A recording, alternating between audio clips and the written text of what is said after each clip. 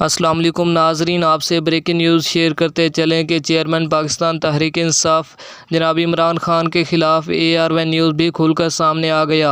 जी हां नाजरीन, PDM के बाद AR1 न्यूज़ भी इमरान खान के ख़िलाफ़ खुलकर सामने आ गया।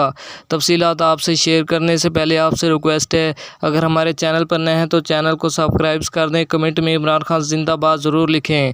इमरान खान की वजह से मकबूलियत हासिल करने वाला AR1 न्यूज़ भी आज इमरान खान के खिलाफ खड़ा हो गया।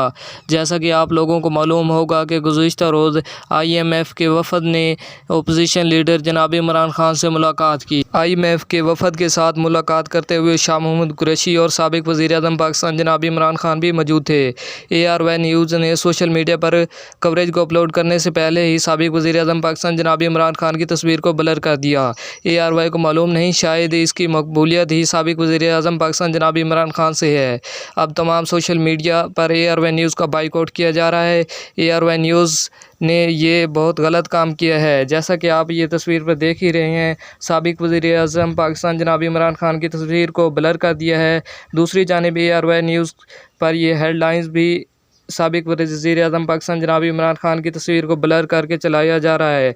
दूसरी जानिब ये तस्वीर आपको वाज़ेह नज़र आ रही है कि इमरान खान की IMF के साथ मुलाकात की जा रही है। PDM के बाद ARY भी साबिक़ वज़ीर-ए-आज़म पाकिस्तान जनाब इमरान खान के ख़िलाफ़ खुलकर सामने आ गया।